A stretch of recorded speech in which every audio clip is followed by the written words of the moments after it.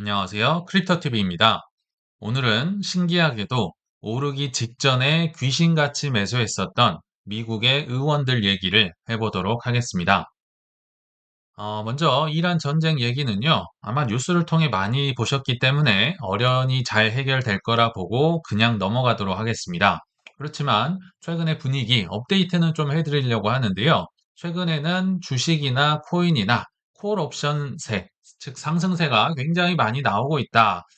또다시 이런 뉴스들이 쏟아지네요. 요거는 이제 주식 쪽이긴 하지만 콜옵션 매수가 사상 최고치를 기록했고 지금 추가 상승에 베팅을 하고 있다라고 하거든요. 그래서 최근 한 주 동안 콜옵션 매수가요. 25년도 4월 회복기 기록을 뛰어넘었다.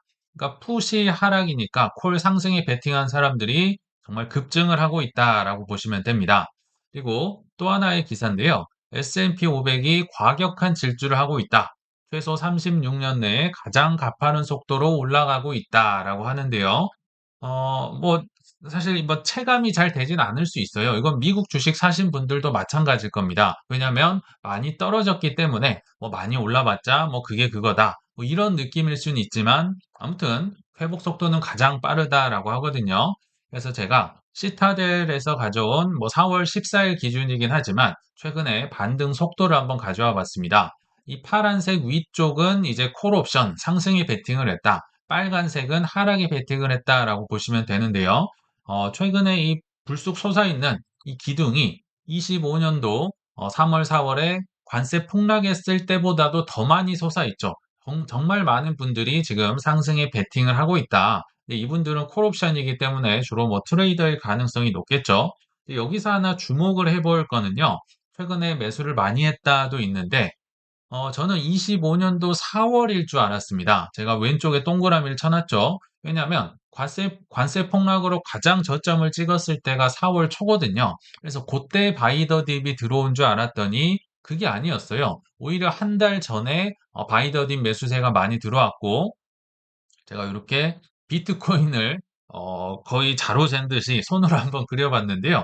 여기 보시면 4월 초쯤에가 오히려 비트코인 가격이 더 떨어져 있었잖아요. 근데 3월 달에 떨어지고 있을 때 오히려 바이더딥 매수세가 가장 셌고 저점으로 갈수록 빨간색이 막 뾰족뾰족하게 보이죠. 이런 걸 보면서 제가 느꼈던 게요. 자, 그 이후로 4월 이후로 비트코인이 스멀스멀스멀 계속 올라갔었습니다. 계속 올라갈 때마다 아래쪽에 동그라미 쳤던 게 이게 숏 세력이거든요. 풋옵션들 숏 스퀴즈를 먹으면서 그러니까 매도 물량을 잡아먹으면서 이게 연료로 올라가는구나. 숏 커버링이라고도 하죠. 그래서 항상 상승이 이어지기 위해서는 매도 세력들의 물량을 이렇게 뺏어가면서 올라가는구나. 그쵸? 올라갈 때마다 빨간색이 삐죽삐죽하게 많이 나와 있잖아요. 그래서 그런 거를 한번 소개를 해드리려고 가져와 봤고요. 지금 비트코인도 마찬가지인 것 같아요. 지금 뭐 올랐다고는 하지만 계속 관망이 많다. 관망 심리 확대된다. 4월 17일 어제 뭐 저녁 밤 무렵에도 관망 심리가 확대된다. 7.6만 불이면 꽤나 올라온 것 같은데요. 제가 6만 2천 불까지 봤던 기억이 나는데 계속 관망이다. 그리고 아더웨이즈는 최근 뭐 2달 넘게 계속 관망이다. 아직 아니야. 뭐 재차 강조했다. 이런 얘기 소개를 해드렸죠. 그래서 결론은 관망자들, 이런 사람들까지 진입을 할 때, 그리고 단기 조정이 이렇게 막 심하게 급등이 나오면 또 나올 수 있겠죠. 이럴 때 또 숏 쳐야 돼. 뭐 채널 상단 뭐 맞고 떨어질 거야. 이런 분들의 물량까지 숏 스퀴즈가 나오면서, 숏 커버링이 나오면서, 요런 게 좀 어우러질 때 지속적인 상승을 위한 연료가 되겠구나. 근데 아직은 관망자도 많고 여전히 숏 치는 분들도 있구나. 이런 생각이 들어서 요분들, 그러니까 예를 들면 아더에이즈가 갑자기 뭐 가지아를 외치거나 내가 뭘 샀다고 얘기를 하거나 이러면 약간은 긴장을 하셔야 되지 않을까 이런 생각을 해보면서 이제 본론으로 한번 넘어가 보도록 하겠습니다. 최근에서야 드러난 것 같아요. 4월 16일자로 미국 하원 의원의 수상한 바이더 딥이 기사로 나왔던 것 같아요. 비트코인 ETF를 이제 여기는 25만 불 샀다고 돼 있지만 10만 불에서 25만 불 사이를 산 겁니다. 그러니까 뭐 적어도 한 한국 돈으로 1.5억에서 2억 원 정도는 뭐 중간값이라 보더라도 뭐 꽤나 많이 산 것 같아요. 쉐리 빅스라는 이제 여성 의원이고요. 제가 찾아보니까 미군 중령, 뭐 간호장교로도 활동했던 분인 것 같습니다. 근데 이제 뭐 이 사람 되게 배경화면이 재밌게 표현은 돼 있는데요. 자, 이 빅스의 남편이죠. 배우자가 3월 4일자로 해서 블랙락의 ETF를 이제 이렇게 산 게 이제 4월 16일자로 나왔다는 겁니다. 왜냐하면 사고 나서 45일 이내로 신고를 해야 되거든요. 그래서 산 거는 3월 4일자였다. 여기 기사로는 이제 비트코인 액트라는 법안이 있잖아요. 신시아 루미스가 뭐 향후 100만 개를 사야 된다. 그 법안이 뭐 표결을 대기하고 있기 때문에 산 게 아니냐라고 하지만 그거는 아닌 것 같아요. 그 왜 샀는지는 뒤에서 좀 소개를 해드리고요. 또 찾아보니까 25년도 7월 달 무렵에도 똑같이 블랙락의 IBIT 비트코인을 역시 뭐 10에서 뭐 25만 불 사이 정도에 샀다. 근데 그때는 또 지각을 해서 신고를 했다라고 하거든요. 왜 지각을 했을지도 알아보도록 하겠습니다. 제가 표로 한번 정리를 해봤는데요. 자, 이분이 크게 두 번을 사셨습니다. 둘 다 남편의 명의로 이제 샀다라고 하는데요. 첫 번째는 25년도 7월 9일자로 해서 뭐 1.5억에서 2억 원 정도를 산 것 같아요. 중간값으로 잡더라도. 근데 신고는 좀 많이 늦었네요. 왜냐하면 45일 내에 해야 되는데 88일이나 걸렸으니까 뭐 스톡 액트 이제 위반이라고 해서 벌금을 냈는데요. 요게 200불밖에 되지 않습니다. 이거 좀 높여야 될 것 같긴 해요. 자, 근데 요거는 왜 그럼 미리 샀을까? 공교롭게도 지니어스 법안이 7월 18일 날 대통령의 서명이 있었고요. 7월 17일자로 하원을 통과를 했습니다. 그러니까 정확히 일주일 전에 이거 긍정적인 뭔가 법안이 통과되겠는데 이 상원 의원, 하원 의원들은 좀 더 잘 알고 있겠죠. 그래서 공교롭게도 일주일 전에 비트코인을 많이 샀는데 그 뒤로 좀 올랐다더라. 요거가 이제 팩트예요. 이거는 성공 사례고. 자, 근데 밑에 보면 요거는 결과적으로는 조금 실패한 사례로 보입니다. 왜 그런지를 말씀드릴게요. 3월 4일자에 역시 뭐 1.5억에서 2억 원 정도를 샀는데 여기 4월 16일자로 드러났죠. 근데 이 기사처럼 비트코인 액트를 뭐 표결을 앞두고 있고 그런 건 아닙니다. 왜냐하면 신시아 루미스의 이 법안은 지금 계류 단계에 있거든요. 이게 뭐 단기간에 처리되기는 어렵다고 봅니다. 제 이유는 이게 클래리티 법안과 연관이 돼 있을 가능성이 매우 매우 높습니다.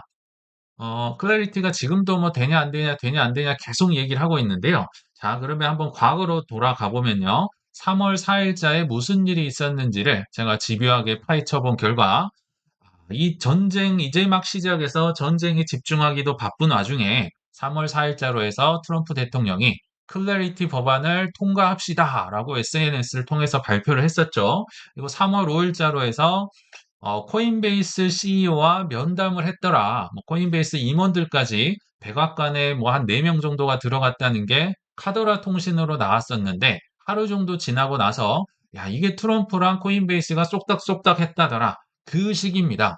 그 절묘한 시기를 이 셰리 빅스 의원이 이거 뭔가 되겠구나라고 하면서 블랙락의 비트코인 ETF를 또 꽤나 많이 산 게 아닌가라고 추정을 해볼 뿐이긴 한데요. 참 공교롭죠. 저도 처음에는 뭐 전쟁이 빨리 끝난다든지 바이더 딥을 우연찮게 했을 거라 생각을 했는데, 야, 이 날짜를 보니까 기가 막힙니다. 그래서 첫 번째는 그래도 재미를 봤지만 두 번째는 최근 거는 클래리티가 불발이 됐잖아요. 그래서 그렇게 재미를 못 본 것 같아요. 다 알고 있어도 내부자라고 해서 성공을 하는 건 아닌 것 같다라고 하는데, 자, 그러면 작년 7월 9일자 이분이 비트코인을 샀을 무렵을 제가 이렇게 세로로 한번 표시를 해봤죠. 25년 7월 9일. 이 세로선을 보면 이분이 사자마자 꽤나 많이 올라가죠. 왜냐하면 지니어스 법안이 통과가 됐으니까. 그래서 나는 지니어스다 라고 해냈어라고 하면서 아마도 짭짤한 재미를 보지 않았을까라는 생각이 들고요. 자, 반대로 최근에 올해 3월 4일에 샀을 때는 물론 꿈틀은 했었죠. 꿈틀은 했었지만 불발이 됐다. 다시 은행이랑 뭐 이자를 주네 마네 하면서 안 됐잖아요. 그러니까 결과적으로 이거는 재미를 못 본 겁니다. 그러니까 기한 내에 신고를 한 게 아닌가. 이건 뭔가 떳떳하죠. 뭐 이게 증거가 없죠. 뭐 이득을 봐야 이게 좀 양심에 꺼리 끼고 할 텐데 그렇지 않아서 기한 내에 신고를 한 게 아닌가라고 한번 제가 추정을 해봤습니다. 그런데 이런 것들을요. 좀 알고 보시면 미국 주식 뉴스나 이런 걸 뭐 비트코인도 마찬가지지만 좀 재미가 있다 생각이 들어서 참고로 조금만 더 준비를 해봤는데요. 우리 주식의 여왕 낸시 펠로시라고 알고 계시죠? 네, 이분은 워낙 이런 게 많기 때문에 뭐 일일이 사례를 하기는 그렇고요. 근데 이분을 제외해도 사실 이 타짜가 많습니다. 네, 일단 낸시 펠로시는 뭐 너무 많으니까 그냥 수익률로 제가 갖고 와 봤습니다. 연평균 수익률, 물론 남편과 합체된 거예요. 남편과 본인이 한 37년간 투자를 했었는데 특히나 최근 한 10년, 12년이 성과가 어마어마합니다. 얼마나 어마어마하냐면요. 월가의 전설들과 어깨를 나란히 할 수준이다. 특히나 워런 버핏은 뛰어넘었다고 합니다. 참 이거 보면서 어이가 없는데요. 대단한 분이다. 워런 버핏 연평균이니까요. 이거 누적을 하면 어마어마하거든요. 워런 버핏이 한 20%, 피터 린치가 29.2%, 짐 사이먼스라고 해서 르네상스의 이제 전설적인 사실 스탠리 드로커임 밀러도 약간 한 수 접어야 되는 분이 바로 짐 사이먼스. 퀀텀, 뭐, 알고리즘 매매로 전설이라고 하거든요. 39%, 드러켄 밀러 30%, 조지 소로스 30%인데, 여기에서 어깨를 나란히 할 정도니까, 낸시 펠로시의 실력이 어느 정도인지 알 수 있는 것 같습니다. 자, 근데, 그거는 이제 주식인 거고, 코인과 좀 연관된 걸 한번 소개를 해드려 보면요. 여기 클레어 필즈라는 뭐 하원 의원 분이 계신데, 자, 아이렌이라는 주식 제가 종종 소개를 해드렸던 것 같습니다. 근데 이분이 7월 10일자로 해서 아이렌을 한 16불 정도에 산 것 같더라고요. 근데 사고 나서 어떤 일이 벌어졌다? 엔비디아랑 파트너십이 발표가 됐고요. 또 채굴 업체의 특징이었죠. 한때 유행했던 게 비트코인 채굴 접고 AI 데이터 센터로 넘어갈래 하면 막 붕붕 떴었잖아요. 이때도 마찬가지였습니다. 발표를 하자마자 뭐 4배 정도가 상승을 하면서 꽤나 재미를 봤을 가능성이 높겠다. 뭐 다른 것들도 이제 마찬가지인데 특히나 여기 뭐 그린 의원이라고 우리 작년 말에 아마 뉴스를 통해 보셨을 텐데요. 완전히 친 트럼프 분이었는데 뭐 앱스타인 파일이다 뭐다 하면서 지금은 완전 틀어진 분, 트럼프랑 완전 갈라선 분인데요. 자, 이분이 또 공교롭게도 비트코인 리저브 행정명령 전략 비축을 하겠다. 서명 3일 전에 IBIT라는 블랙락의 ETF를 꽤나 샀던 것 같아요. 그래서 좀 재미를 봤었다. 뭐 트럼프 취임식 뭐 12일 전 요런 거는 뭐 누구나 다 아는 사실이니까 뭐 그런 거랑은 상관이 없을 것 같고 또 여기 밑에 보시면 뭐 데이빈 맥커믹이라고 해서 한때 헤지 펀드 CEO까지 했던 잘 나가는 상원 의원이었나 봅니다. 작년 2월 25일자로 해서 역시 리저브 발표하기 전에 비트코인 리저브 발표하기 수일 전에 이분은 블랙럭이 아니고요. 비트와이즈의 비트코인 ETF를 꽤나 좀 단위가 좀 다르네요. 꽤나 많이 사신 것 같은데 여기 제가 심심해서 찾아봤습니다. 여기 보시면 굉장하거든요. 골드만삭스 주식을 전량 거의 대량 매도한 직후에 비트코인으로 갈아탔거든요. 야, 그럼 이 2월 25일자에 무슨 일이 있었나? 이 타짜의 실력을 제가 한번 찾아봤는데요. 이게 골드만삭스의 작년 차트입니다. 이분이 팔았을 때, 대량 매도를 했을 때를 세로로 제가 표시를 해봤거든요.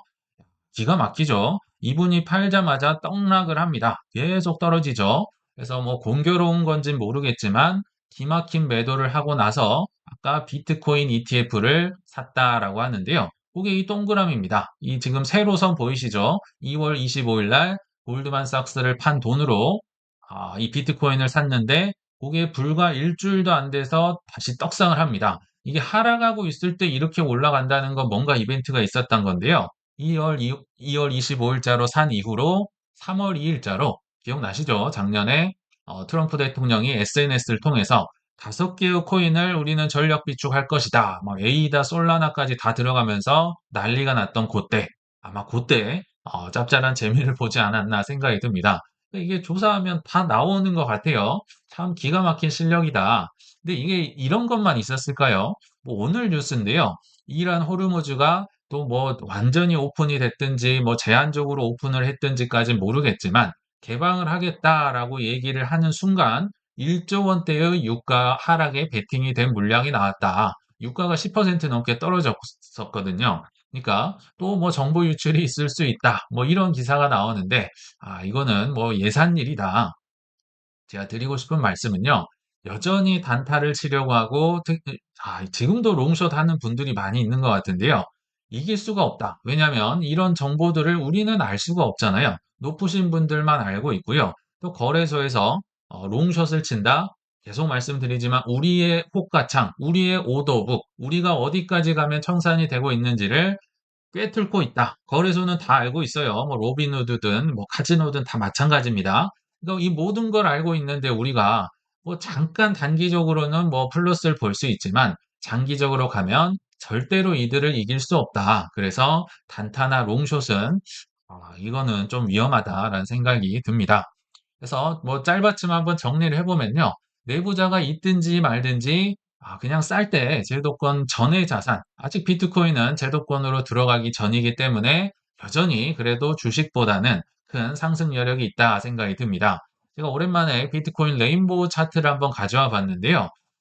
과거에 뭐 11년들, 뭐 14년, 뭐 3년 이럴 때는 너무 변동성이 컸기 때문에 좀 예외로 하고요. 뭐 17년에도 빨간색 같고 21년에도 뭐 두 번으로 나눠져 있긴 하지만 빨간색 근처까지 갔다면 지금 뭐 최근에 24, 25, 26은 이게 올랐다고 해봤자 이 초록색 근처에서 맞고 떨어졌잖아요. 초록색은 아직도 싸다와 좀 축적해라의 사이라고 보입니다. 그러니까 생각보다 많이 못 올라가고 떨어진 게 일단 이 화면상으로 나오죠. 그리고 최근의 가격을 보면 저 밑에 파이어 세일, 그러니까 뭐 폭탄 세일, 뭐 점포 정리 이런 느낌으로 지금 비트코인이 조금은 올랐다고 하지만 장기적으로 보면 여전히 싼 구간이다. 그래서 좀 사 모아 가시면 좋겠다 생각이 들었고요.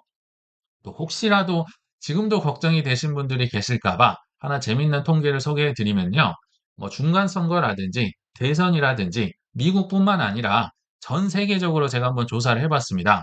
만약에 이런 큰 선거가 있는데 돈을 안 풀었을 때는 어떤 참사가 벌어지는지를 제가 전 세계 데이터를 다 조사를 해 봤는데요. 생각보다 많이 있었어요. 선거를 앞두고 긴축을 하는 특히 유럽 쪽에서 이런 데이터가 많이 나오더라고요. 뭐 영국, 그리스, 뭐 스웨덴, 뭐 후진국도 있고, 아니, 대부분은 선진국이지만, 아무튼 그리스는 좀 문제가 있었잖아요. 근데 이 시기를 한번 보면요. 대부분 서브프라임 모기지 직후입니다. 그때 워낙 인플레를 하고 광란의 파티를 했기 때문에 어쩔 수 없이 뭐 또는 IMF에 돈을 빌리거나 해서 어쩔 수 없이 긴축을 해야 되는 상황이었다고는 보입니다. 그렇죠? 여기 보시면 뭐 IMF, EU가 돈을 빌려주는 조건으로 연금, 뭐 공무원 급여를 깎아라. 뭐 좋아할 사람 아무도 없겠죠. 복지를 대규모로 깎아라. 복지 삭감, 뭐 구제 금융, 공공 지출 삭감, 연금 개혁 강행. 근데 그 결과가 어떻게 나왔다? 대부분 참패로 끝냈습니다. 정권을 이양, 뭐 사임, 득표율이 41에서 17%로 반토막에 반토막. 정권 이양, 뭐 누구에게 패배, 압도적인 패배, 누구에게 패배. 이럴 수밖에 없다. 그러니까 어쩔 수 없이 긴축을 하더라도 그 결과는 참패로 돌아올 수밖에 없다. 그래서 제가 드리고 싶은 말씀은요. 정해진 답이 어느 정도 보인다. 왜냐하면 중간 선거를 앞두고 있기 때문에요. 그리고 시장은 언제나 걱정의 벽을 타고 오르더라. 그쵸? 그래서 전쟁이 아직도 안 끝난다. 뭐 호르무즈 다시 닫히면 어떡하냐. 트럼프가 이상하다. 뭐 어쩌고 저쩌고 하더라도 월가의 행동만을 지켜보면요. 그들은 이미 RWA 시대, 그리고 401k의 유입, 그리고 비트코인 전략 비축 등 유동성이 들어와야만 될 것들을 드러날 행동들을 이미 준비를 하고 있는 것으로 보입니다. 그래서 자신감 있게 꾸준하게 페이스를 좀 유지해 가시길 바라면서 이만 마치겠습니다. 시청 감사합니다.